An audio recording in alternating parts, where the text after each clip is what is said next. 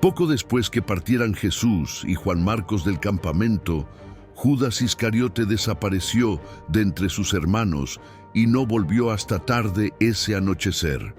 Este apóstol, confundido y descontento, a pesar de la admonición específica de su maestro de que no entraran a Jerusalén, concurrió deprisa a su cita con los enemigos de Jesús en la casa de Caifás, el sumo sacerdote. Era esta una reunión informal del Sanedrín y se la había planeado para poco después de las 10 de esa mañana. Esta reunión se convocó para discutir la naturaleza de las acusaciones que deberían prepararse contra Jesús y decidir el procedimiento que se debía emplear para traerlo ante las autoridades romanas con el fin de asegurar la confirmación civil necesaria para la sentencia de muerte que ellos ya habían decretado. El día anterior, Judas reveló a algunos de sus parientes y a algunos amigos saduceos de la familia de su padre que había llegado a la conclusión de que, aunque fuera Jesús un soñador e idealista bien intencionado, no era sin embargo el libertador esperado de Israel. Judas declaró que mucho le gustaría encontrar una manera de retirarse discretamente del movimiento. Sus amigos le aseguraron halagadoramente que su retiro sería saludado por los líderes judíos como un gran acontecimiento y que nada sería demasiado bueno para él. Lo llevaron a creer que recibiría inmediatamente altos honores del Sanedrín y que finalmente estaría en una posición que le permitiría borrar el estigma de su bien intencionada, pero desafortunada asociación con estos galileos ignorantes.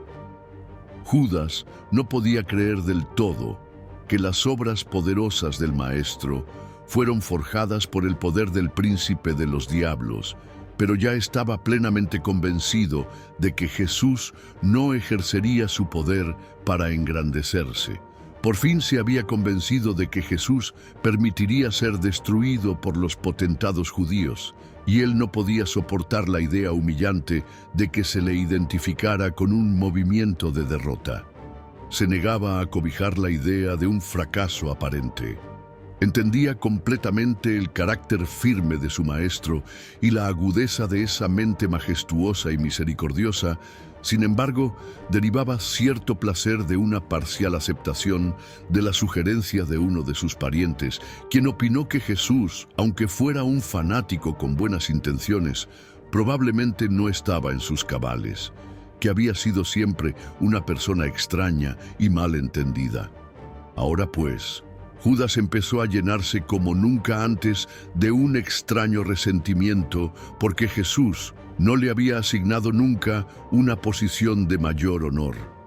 Durante todo ese tiempo, había apreciado el honor de ser el tesorero apostólico, pero ahora comenzaba a sentir que no era apreciado, que sus habilidades no se le reconocían. Repentinamente lo sobrecogió la indignación porque Pedro, Santiago y Juan habían sido distinguidos en una asociación estrecha con Jesús, de modo que, camino de la casa del alto sacerdote, empezó a maquinar la forma de vengarse de Pedro, Santiago y Juan, más que preocuparse por pensar en traicionar a Jesús. Pero por sobre todas las cosas, en ese momento, una idea nueva y dominante comenzó a ocupar la atención máxima de su mente consciente.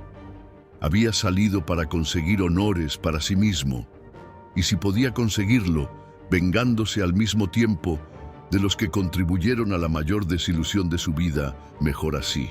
Cayó presa de una terrible conspiración, de confusión, orgullo, desesperación y determinación. Así pues, debe resultar claro que no fue por dinero que Judas se encaminó en ese momento a la casa de Caifás con el objeto de planear la traición de Jesús. Al acercarse Judas a la casa de Caifás, llegó a la decisión final de abandonar a Jesús y a sus compañeros apóstoles. Habiendo así decidido desertar la causa del reino del cielo, estaba decidido a asegurarse para sí mismo todo lo posible de esos honores y glorias que creía serían suyos algún día cuando por primera vez se identificó con Jesús y con el nuevo evangelio del reino. Todos los apóstoles compartieron en cierto momento esta ambición con Judas, pero a medida que pasaba el tiempo aprendieron a admirar la verdad y a amar a Jesús, por lo menos más que Judas. El traidor fue presentado a Caifás y a los líderes judíos por su primo, quien les dijo que Judas, habiendo descubierto su error al dejarse llevar por mal camino por la sutil enseñanza de Jesús, había llegado a la conclusión de que deseaba hacer una renuncia pública y formal de su asociación con el Galileo. Al mismo tiempo, pedía que se restableciera la confianza y la camaradería de sus hermanos judeos. Este portavoz de Judas siguió explicando que Judas reconocía que sería mejor para la paz de Israel que Jesús fuera arrestado, y que, como prueba de su arrepentimiento por haber participado en este movimiento erróneo y de su sinceridad al regresar a las enseñanzas de Moisés, venía para ofrecer sus servicios al Sanedrín para arreglar con el capitán encargado de arrestar a Jesús, que se efectuara el arresto en forma secreta, evitando así el peligro de excitar a las multitudes o la necesidad de posponer la acción hasta después de la Pascua. Cuando el primo terminó de hablar, presentó a Judas, quien, adelantándose frente al sumo sacerdote, dijo: «Todo lo que mi primo acaba de prometer lo haré yo. ¿Pero qué estáis dispuestos a darme a mí por este servicio?». Judas no pareció discernir la expresión de desdén y aún de disgusto que inundó el rostro del vanaglorioso Caifás de corazón endurecido. Demasiado ansiaba él su autoglorificación y anhelaba la satisfacción de la autoexaltación.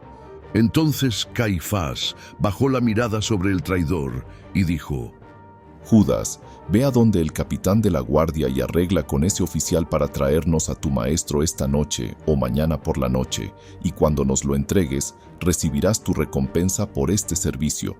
Cuando Judas oyó esto, se despidió de los altos sacerdotes y líderes y fue a consultar con el capitán de los guardianes del templo en cuanto a la forma en que habían de apresar a Jesús.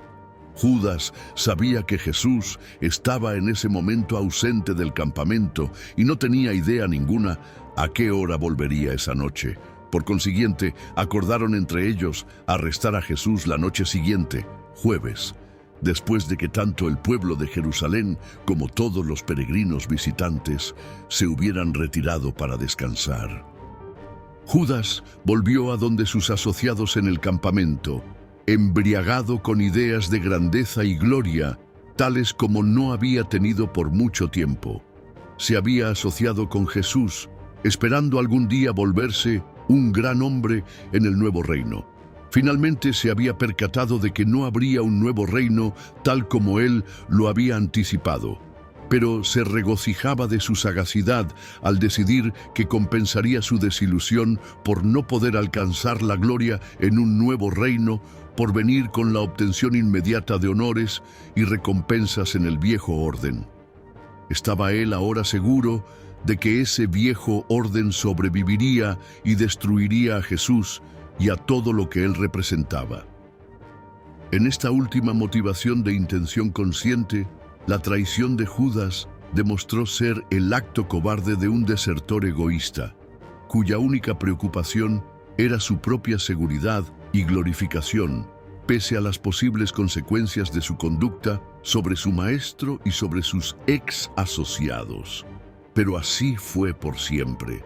Hacía mucho tiempo que Judas alimentaba consciente y progresivamente en su mente, en forma deliberada, persistente, egoísta y vengativa, y que albergaba en su corazón estos deseos odiosos y malvados de venganza y deslealtad. Jesús amaba a Judas y confiaba en él aún como amaba y confiaba en los otros apóstoles, pero Judas no llegó a desarrollar su confianza leal ni de experimentar amor sincero recíproco.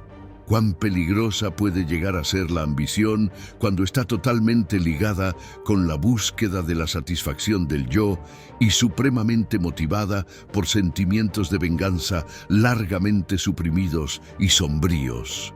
Cuán aplastante es el desencanto en la vida de aquellas personas necias que, porque fijan sus anhelos en las atracciones tenebrosas y desvanecientes del tiempo, se ciegan a las aspiraciones más altas y más reales de los alcances duraderos de los mundos eternos, de valores divinos y realidades verdaderamente espirituales. Judas ansiaba en su mente los honores mundanos y llegó a amar este deseo con todo su corazón. Los demás apóstoles, del mismo modo, anhelaban estos mismos honores mundanos en su mente, pero con el corazón amaban a Jesús y hacían lo que podían por aprender a amar las verdades que éste les enseñaba.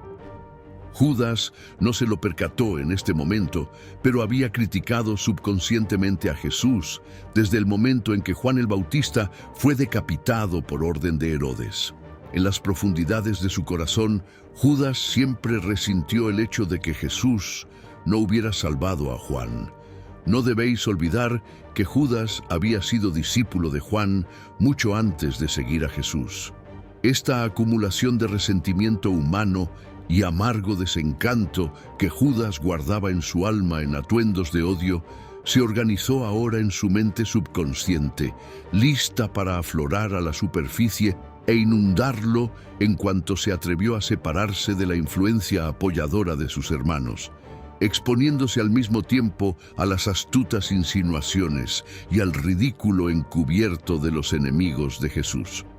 Cada vez que Judas permitía que se remontaran sus esperanzas y Jesús decía o hacía algo que las derrumbaba, dejaba en el corazón de Judas otra cicatriz de amargo resentimiento, y al multiplicarse estas cicatrices, finalmente su corazón, tantas veces herido, perdió todo afecto real por el que infligiera estas experiencias desagradables a su personalidad bien intencionada, pero cobarde y egocéntrica. Judas no se daba cuenta, pero era un cobarde.